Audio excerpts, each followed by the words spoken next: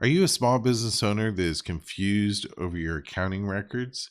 Accounting by Art can help you eliminate this confusion with a free initial one-on-one consultation.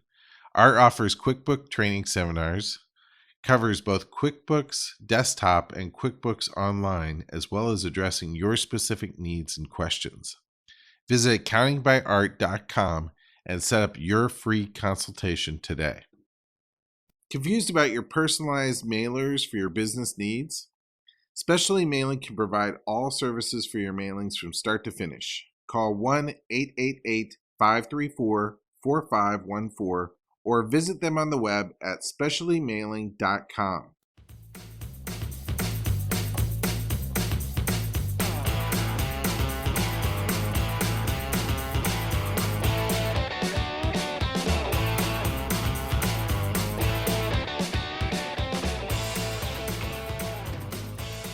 Thanks for joining us. This is Barry Coziahr with Real Live Marketing Episode 2.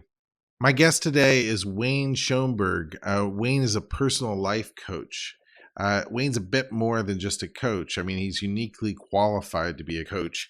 He's actually a highly top-rated attorney listed in the who's who in American law. He's actually listed in one of the best lawyers in America and another list called Super Lawyers. He's been running a business for many years. This makes him uniquely qualified because he deals with a lot of people's crises in life, and he's ran a successful business for 40 years. This really makes him uniquely qualified to serve people as a life coach. And today, Wayne's going to be discussing with us the subject of business cards and how they are used. We're going to explore it. I actually learned something pretty interesting about business cards myself today. I realized that having a glossy business card is kind of a simple thing that you might have figured out yourself already. But having a business card means that you should have a space somewhere on the business card where people can write something. There should be at least be a little bit of white space on the back of the card, non-glossy on the back, where people can write a few notes. You might want to consider leaving the whole back of the business card blank. Giving people an opportunity to put some notes on there is really a great idea. And that's one of the things that I personally decided was important with business cards as a result of my discussion with Wayne, which you're about to take part in. One of the other things that I mentioned to you is that business cards have been around for a long time, hundreds of years. And not just in the U.S. And in the U.S., we have pretty much a traditional size. The size varies, the use varies, and how important they are vary depending on what country you're actually dealing with. For example, one of the things I came across in the history of the business card, and this is kind of interesting when you take a look at how we view business cards, but in Japan, they're actually called a mishi, right? And there's quite a ritual associated with the use of the business card. You actually, when you're holding a business card in Japan, the card should be held at the top two corners, face up and turned so it can be read by the person receiving it, who takes it by the bottom two corners using both hands. Placing a finger over the name, by the way, or any other information is considered rude in Japan. And a person receiving it expected to read the card, noting the person's name and rank, and then should thank the other person. There's a certain phrase and a bow that you give when you're receiving a business card. These are Japanese traditions. Pretty interesting. When it's being exchanged by people of different statuses, the person with the lower status is supposed to actually hold their card lower than the other person handing their card over. So the person lower in rank actually holds his card lower. There's some other traditions associated with it, including keeping it in a nice case, leather case, and such. And they also consider the business card to be representative of the individual himself. So however you treat the business card is how you would treat the person. And mistreating the business card is just like mistreating the person. Pretty fantastic how high they regard this card and what a ritual it is in Japan. And I have to apologize to the people whose I have their stacks of business cards on my desk, just in a stack, sometimes sort of not very neat as I flip through them. Totally a different thing. So anyway, we're going to learn from our guest today, Wayne, some interesting things about the utilization of a business card.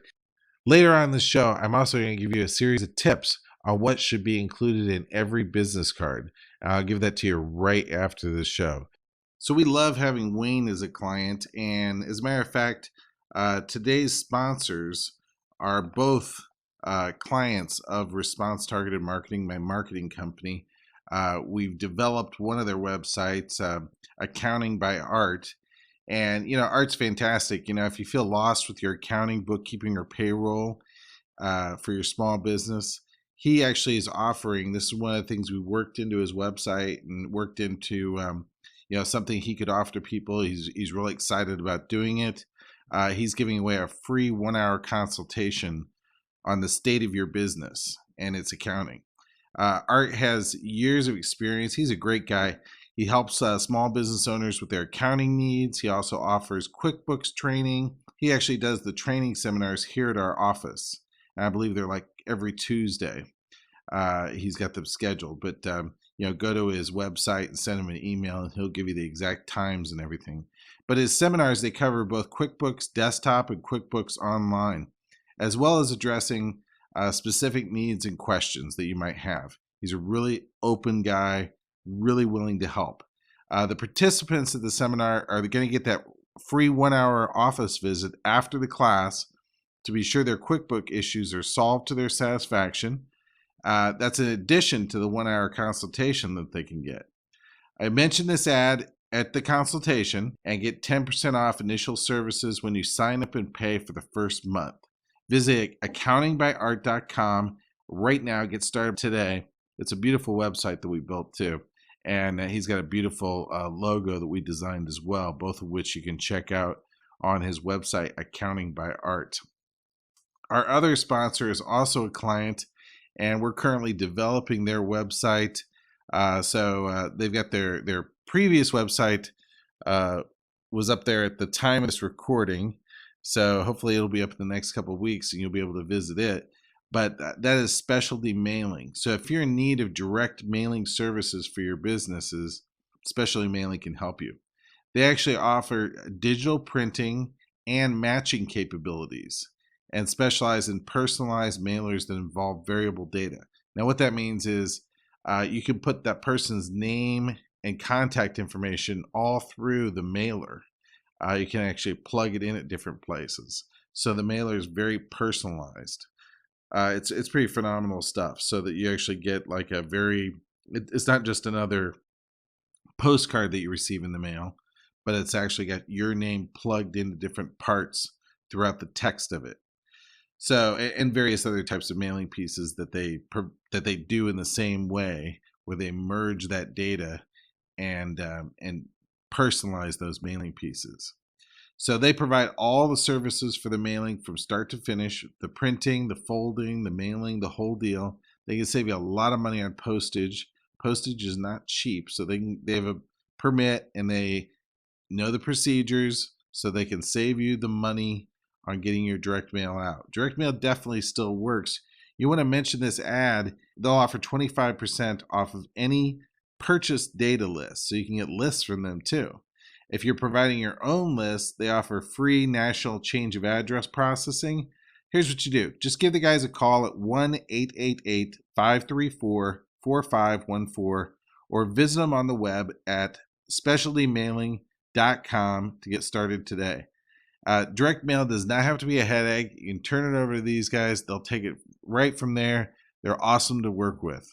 Both we're really happy to have as sponsors, and they're both really awesome clients. So right now, here's our interview with Wayne. Enjoy it.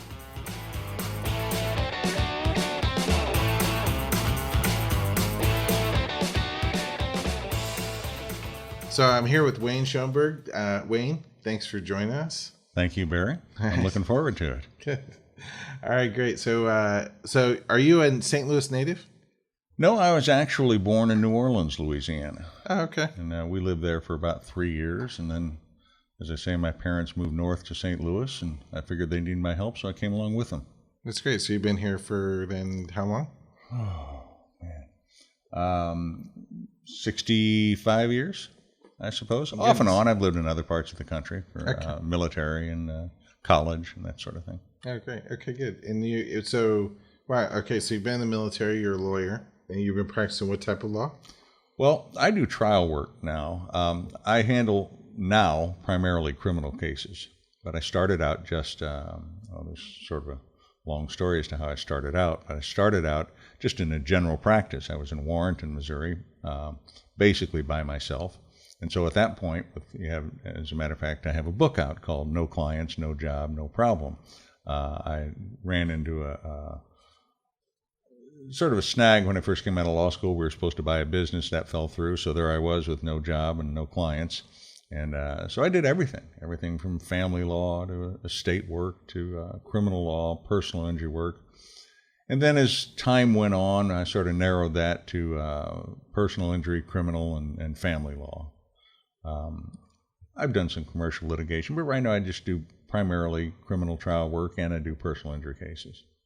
So you have quite a long career in law here in St. Louis. Oh, yeah. And then more recently moving over into coaching and publishing your own book. Yes. That's great. Great. So how'd you decide to move into coaching?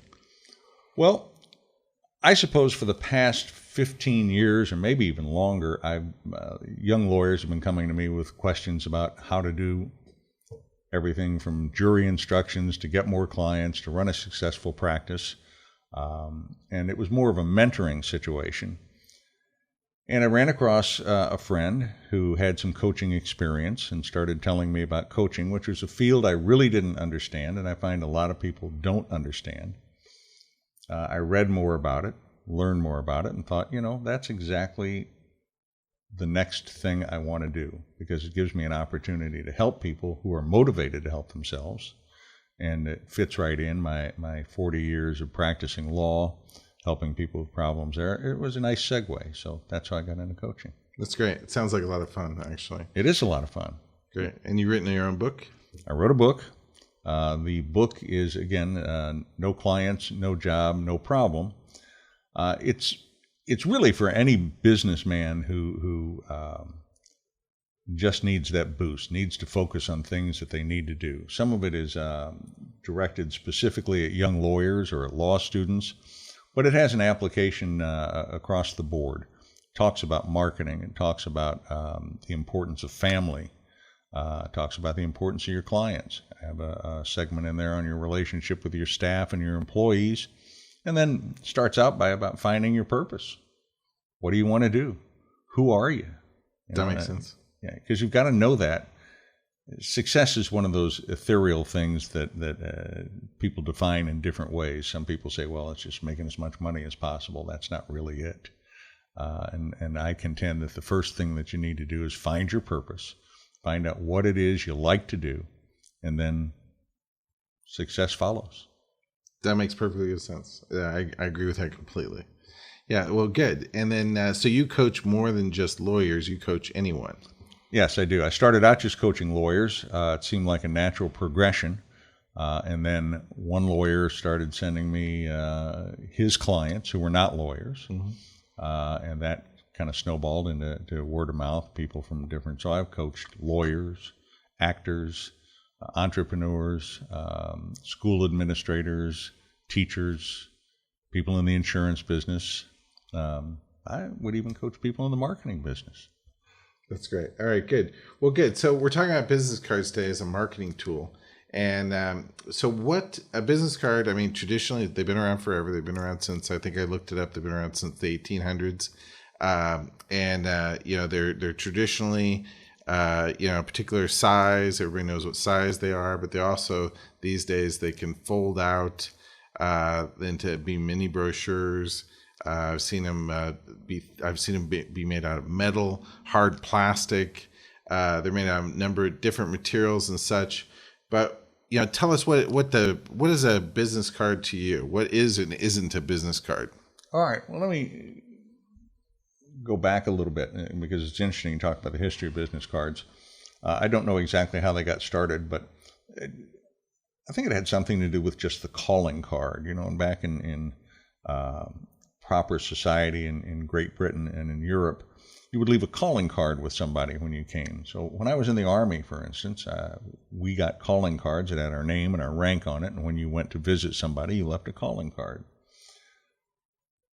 To me, a business card is a way to connect with people on a face-to-face, one-to-one basis. I like getting business cards because they have information on them, but I like giving business cards because you're actually connecting with somebody individually. You're giving them something, okay? Mm-hmm. And they have to take it, and they have to interact with you. Now, it's a personalization to me in an age where we don't do things personally much anymore. And we have Facebook, we have Twitter, we have email, we have all of these things. There are e-cards. But still, you take a business card and you hand it to somebody. They've got to take it. They've got to look at it. Now, what they do with it, who knows? Okay? It's a random thing. But I just think it's an important basic that every person should have. I'm amazed when I go to a lot of different cities to practice.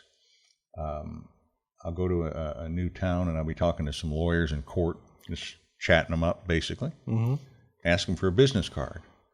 And I know immediately when they get that look on their face, they start, first they kind of frown a little bit, and then they fumble on this pocket, and then they fumble on that pocket, and they go to their briefcase, and they come back and they go, well, I don't have a business card with me right now. Or they've given out their last one. I've given out my last business card. Okay. Well, that astounds me. Sure. Okay. Because here I am trying to establish a connection with them. Mm-hmm. Okay. All they have to do is give me this card. They don't know. I may be looking to refer a case to them. Okay. But I'll leave there remembering their name and address, but I'm not going to take down their address and their phone number and their email, and they're not going to want to write all that for me. So you got a little card. I don't know what the dimensions of this are. You got a little card. It's got all the information on it that you need to continue to make a contact. And everybody, and I'm sure you agree with me on this, everybody should always be marketing. Absolutely. Yeah. I mean, it's. Yeah. When I go to a meeting, I put my business cards in my front pocket, loose in my front pocket when I'm going to be at a meeting interacting with people. And I there you go. You've got them right in your front pocket. Good. Yeah. Good. And I tend to order an extraordinary number of business cards and I stick stacks of them all over the place so that I've always got them with me. I've got them in all my different bags. I've got them in my car. I've got them, little stacks of them all over the place just because I don't want to be without it. I recommend people buy 5,000 when they buy them from me because, they're meant to be given away. The quicker, the better. Exactly. They're just the basic form of marketing. And as I tell people in the book, give them to everybody. I mean, if you go in to buy gas at the gas station, give it to the young man or the young woman or the old man or old woman behind the counter. You don't know if they're going to need a lawyer, and they may never need a lawyer. Sure. But their son might, or some. Well, let me tell you why business cards stick in my mind. Mm-hmm. I remember as a young man, I was probably in high school. We were at a little restaurant bar kind of family place having dinner, and a man came over that knew my father, and he was a lawyer, and he took his business card out and gave it to my father. And my father put it in his wallet. I saw him carefully tuck it in his wallet. And he kind of looked at me and said, I never know when I'm going to need that, but at least I've got a business card for a lawyer. And I thought, well, interesting concept. I mean, here it is. It's just a little thing, a little act that this guy did, but he stayed in my father's wallet. Okay? Right. If my father needed a lawyer, he was going to at least look at that card. Okay? That's what business cards do. They're just an important ambassador for you, and they stay there. Especially now, I mean, everybody's got an app on their phone where you can turn the business card into an an electronic card. I know on my iPhone, I take pictures of all my business cards, and so Sure. they're all on there, so I don't have to carry the cards around. But as you can see, I hang on to them. Yeah. I have a stack here probably of 100 or so that I just kind of gathered up for illustrative purposes. Yeah, so do I. I mean, I hang on to them, and they kick around my desk. I give them to another person in our office who puts them into a spreadsheet for me, and then gives them back to me. And they go into the spreadsheet so that we can stay in touch with them via email. As we use that to add them to our email list, and so we can add them to our database, our customer management system, so that if we want to go back and get back in touch with that person, we've got that contact information.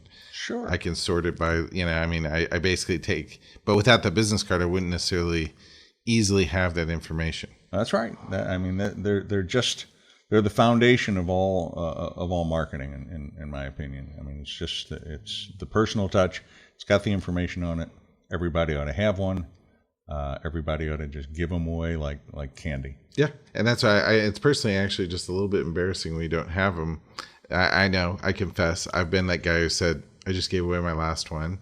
And, and so I literally just have them everywhere. That's been my solution, is to have stacks of my cards all over the place. Well, I do too. I carry the carton that they come in my trunk. Oh, good. Okay. Yeah. And then I take some out from my office, take some out from my house, keep some in my console. Okay. So they're readily available when I run out.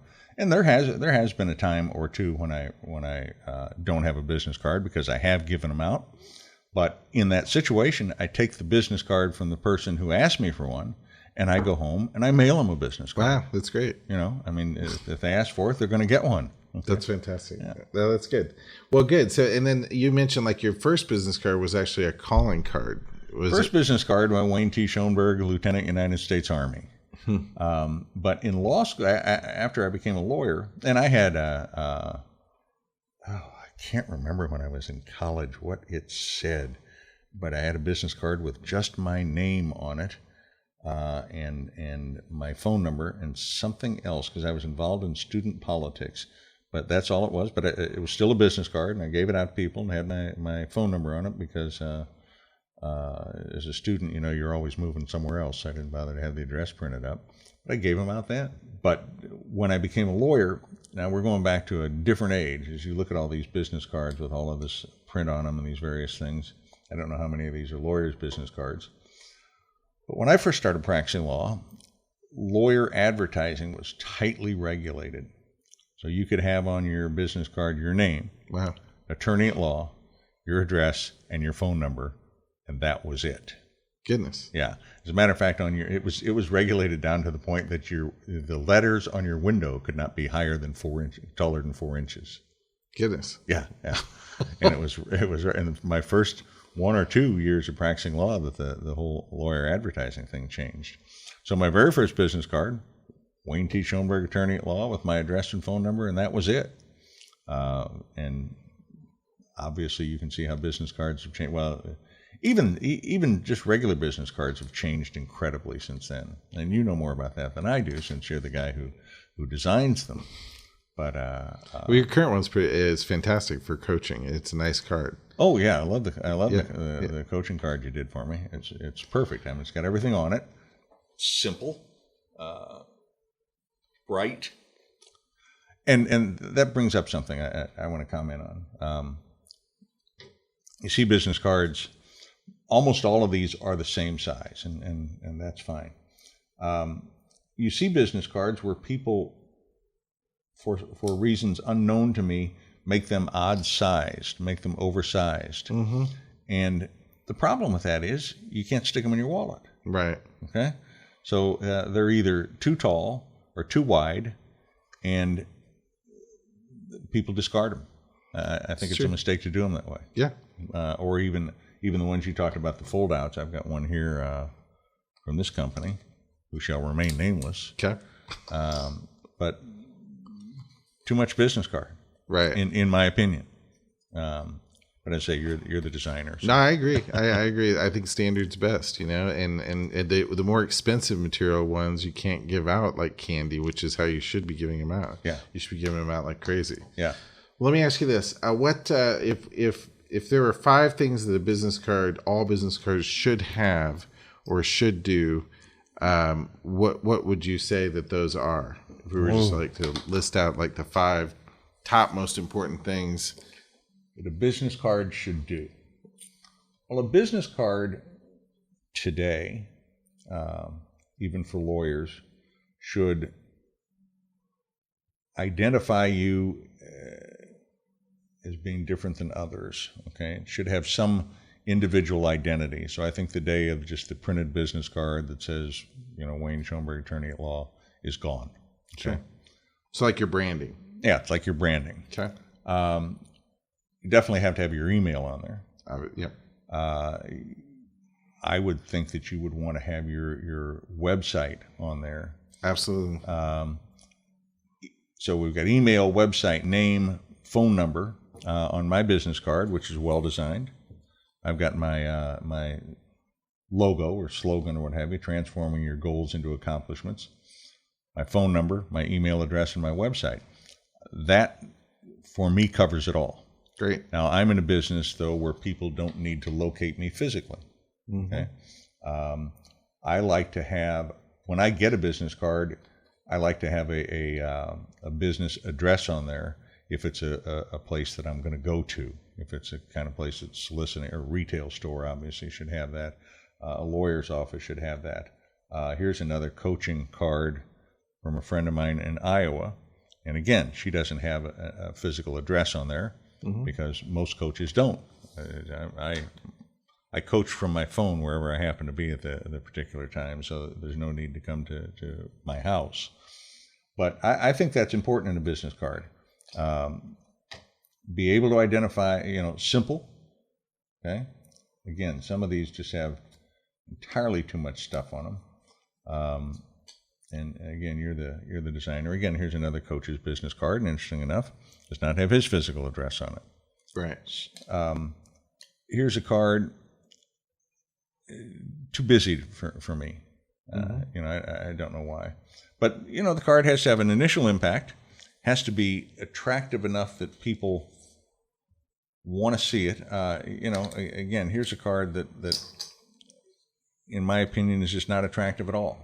Right. It doesn't say anything to me. Doesn't give me a message. And this is your first, this is your first impression. So when people, as business people, we're constantly going to functions, Chamber of Commerce functions, or just other functions where there are people. When people walk away from there, generally your interaction is 60 to 90 seconds. You've exchanged the business cards and talked a little bit about who you are, and then they're gone with your business card. It just makes it's important that first impression be professional, that it be inviting, that it be informative, that people come away from there knowing who you are, what you do. Let me get my lawyer card out here. Other pocket. Okay, so here we've got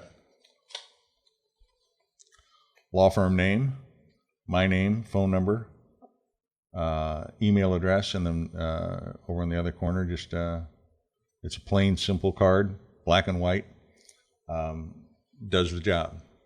People walk away from there, they know who I am, they know how to get a hold of me. It's a classy logo too, without being like, it's obviously like it says lawyer to me to some degree, but it's not a stale logo. Yeah, which I think is important. Yeah, I think so too. Yeah, again, there are, as you well know, 1,000 places where you can go and design your own business card. I think that's a big mistake. I'm a great believer in having professionals do things. If it were up to me to design a business card, it would have a name and address and be very simple on it. But it's got to have more to that. I think a business card, I can't stress the importance of it. And you got to give them away to everybody and get others. Right. Collective. That's the other thing. Yeah, the business card is a two-sided thing. Right. And as important as giving them away is because I think when you get the business card and you go back home, you've got to do something with it. It's not just throwing it in a drawer. No. As you said, you've got to transform that into some some way to contact people in the future. When I go to an event, Chamber of Commerce event, and I collect business cards, because that's what people do, is pass out their business cards. Mm-hmm. I go back and send those people an email. Absolutely. Okay, just let them know, nice to meet you, enjoyed talking with you. I hope to have said something unique to them, or discussed something that I can reference in the email, and that's it. But you've then, through that simple business card, you've integrated yourself into their email. That's right. Yeah. And and they feel it's a great way to collect somebody's contact information without. It's just a natural social thing. Oh, here's my card, and then they feel obliged to give theirs, and sure, and now you're in contact. Sure, exactly, and it's a conversation starter. Absolutely. Then you can talk about their card and find something you like about the card. For instance, if you like their logo, if you like the name of their company. It's something you notice on it, you can. Great conversation starter. Yeah. There's no end to the benefit from a business card on either side, as a giver or a receiver. That's great. What do you think of including social networks on there? Like, what's your opinion? I'm interested what you think of. I don't see a lot of people doing that on their business cards. I see it happening occasionally, but what's your thought? I hadn't really thought much about that. You contact me on Facebook and that kind of thing. Facebook symbol, LinkedIn symbol. In my opinion, is probably it depends how important that conduit of communication is to your business. I think that's I hadn't really thought about that. I don't know. I think that once you get, if it's just got the symbol on there, I don't know how important that is. You would probably know that better than I. If I got somebody's card with and I don't think any of these have that on there, with a Facebook symbol or what have you on there, I don't know that I would necessarily, for any particular reason, look them up on Facebook. Do I have one here? Here's one. The one that does. It's the only one I see there. Here we go. Yep. Like us on Facebook. Like us on Facebook. Well, that's interesting. I had not even noticed that. Again, this is a two-sided card. I always like the backs of my cards to be blank, so that I can make notes on it. Right. Write that phone number on there. That's the special phone number. That people give you a business card and say, "Well, look, let me give you the best number to get a hold of me. It's not on my business card." Write that on there. Write an appointment. Write a reminder. So I like the back of mine to be blank. But back to the social media. It doesn't move me one way or the other. I wouldn't. Well, obviously, I've had this card for quite some time, and I have to say that I have not liked them on Facebook. Okay. Well, good. Well, we should get some opinions on it. You can actually you can tweet us at hit us with a tweet on Real Live Marketing at Real Live Marketing on Twitter. And we'd be interested in your feedback. Social networks. Do we include them on business cards or not? I know it took us well over a decade to remember to stick our website on our business card. Because I know that, that was like you got to put your website on there. And people, about a decade ago, people were, oh, yeah, it's a good idea. And now it's like, obviously, like the norm, right? Our social networks the same way. And I'd be interested in what people think as well. From a marketing perspective, because surveys are a good way to collect useful information. Back of the business card, blank. Do you want it blank so you can write something on it, or are you okay with there being information on the back? What's your feedback? Please let us know. Yeah, I know that lawyers, for instance, will put different things on the back of their business cards now. Miranda rights, or your rights if arrested, or different things to say on there. Yeah, some of these are it's probably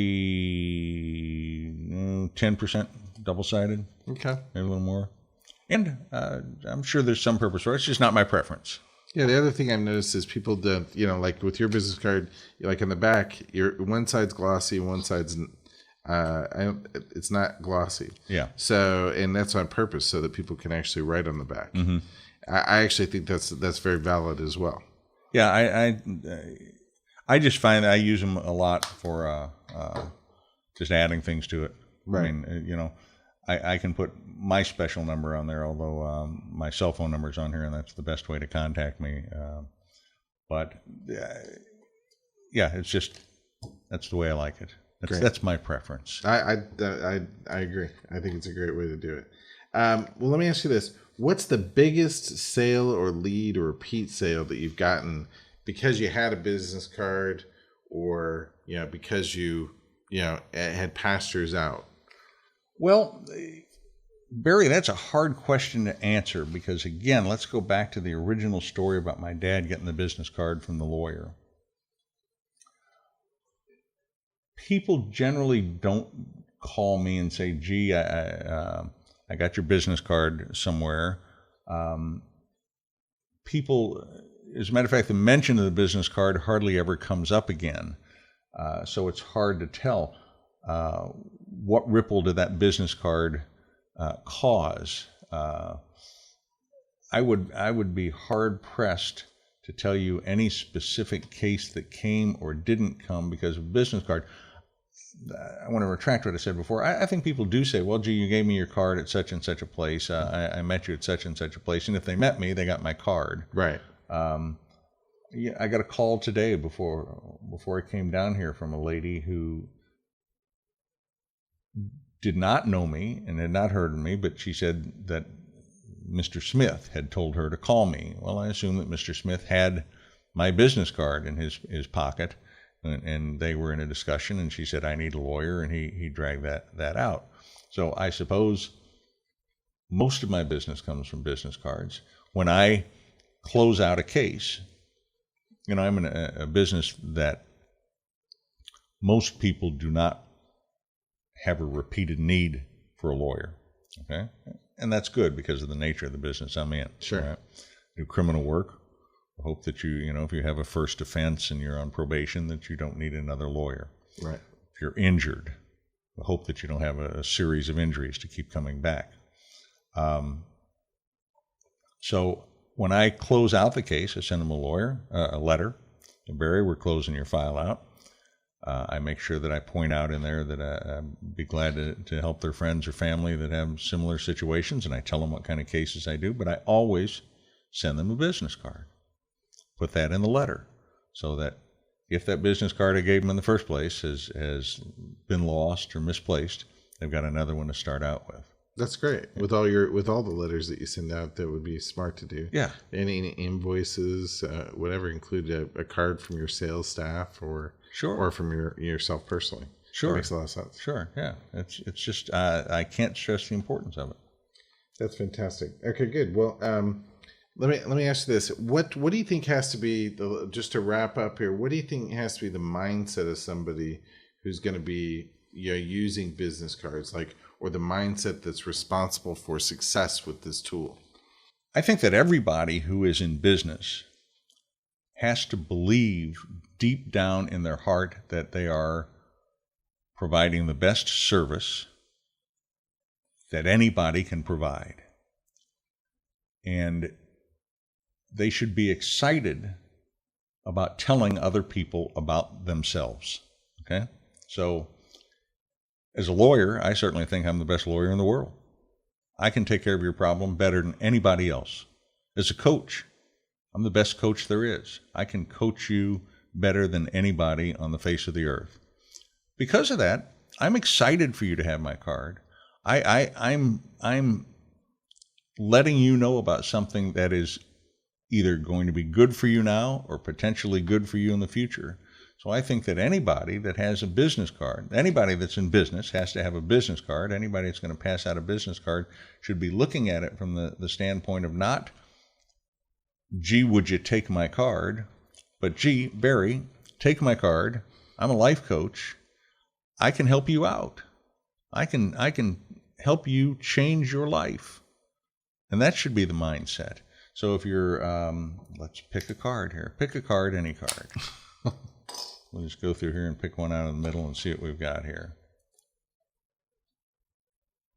Okay, here's a person that does pet care while you're away. Mm-hmm. Okay, which is a nice service. Sure. Yeah.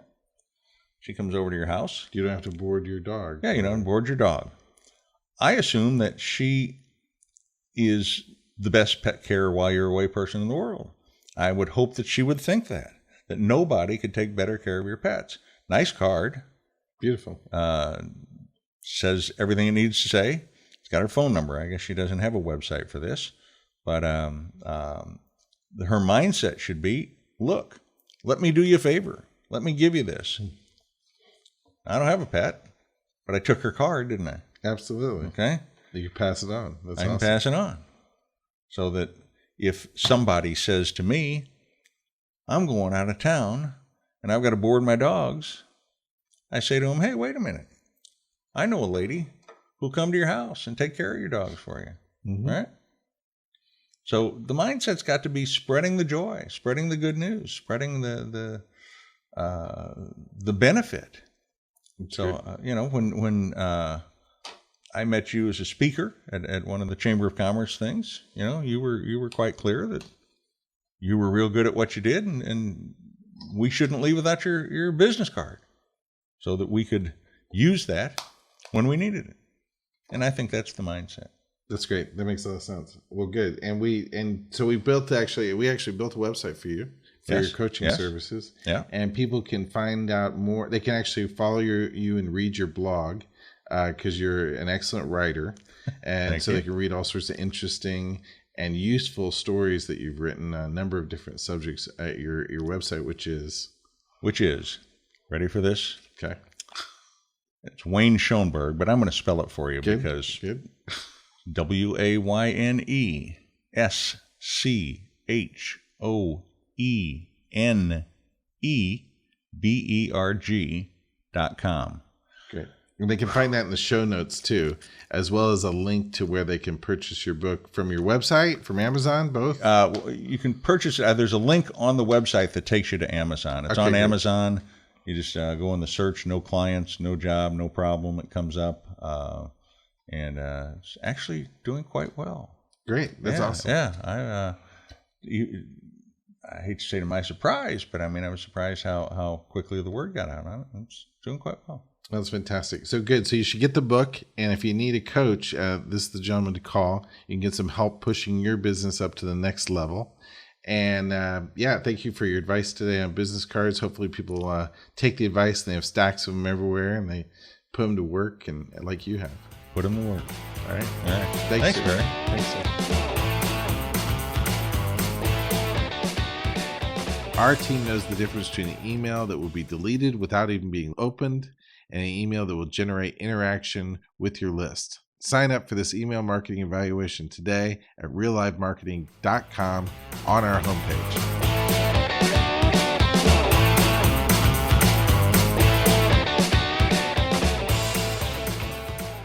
So that was great. Be sure to check out Wayne's book in our show notes and go to his website and purchase that book. And if you need a life coach, for sure, he could definitely help you to get where you're going.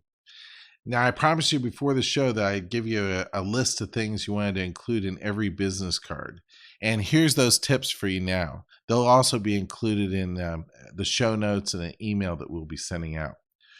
The first thing is your business card can't be a D grade, meaning the business card has to represent your business.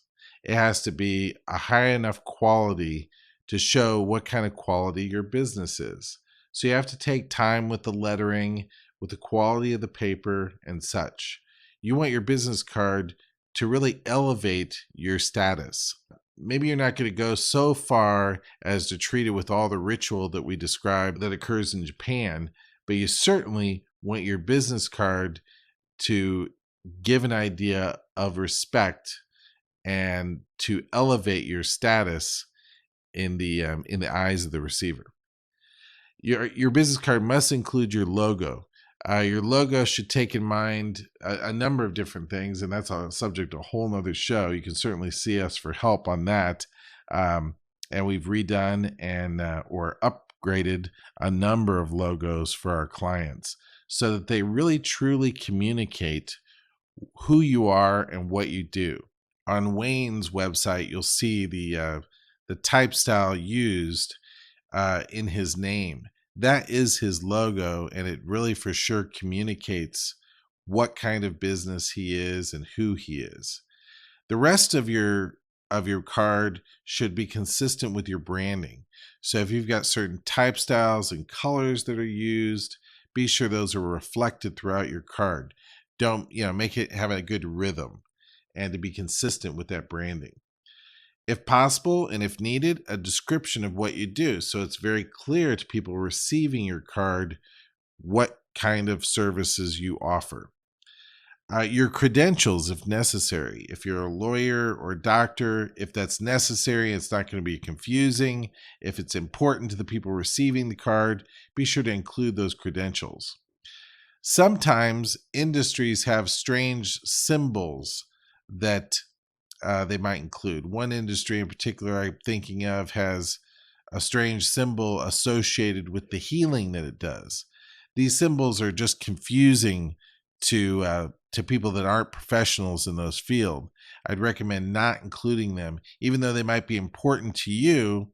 The symbology of what you do might be important to you personally and to others professionals. Uh, Keep in mind the business card is for the people that you're selling services for, and don't include images that wouldn't mean anything to them. The image should contribute to the communication of what you do and that your services are important to the people. Obviously, it includes your name, your phone number. I would consider in some practices having your cell phone number on there, your fax number, your email address, your website, and also, as I mentioned earlier, you should have a space on the back of the card that's not glossy where people can write something. People expect to be able to write on a business card, and it's just a little bit upsetting when they can't. You see it happens all the time where you can't quite write on a glossy card. You're making notes regarding the individual, an important reason you want to refer back to them, and you want to facilitate that by offering a space where somebody can write. So then, lastly, if it's vital to your business, if it's an important aspect of your marketing, include social media icons. If Facebook's a big deal in your business, then let people know that you're on Facebook. Same with LinkedIn or any other social media profile that you might be a part of. Include those if it's important or vital to your marketing strategy. In some of our other shows, we could talk about how vital social media can be and how it should be utilized. Feel free to contact me regarding social media logos and what social media or mediums you should be on. I'll be happy to consult you regarding that. All right, great. Thanks for joining us today on Real Life Marketing. We'll see you next week.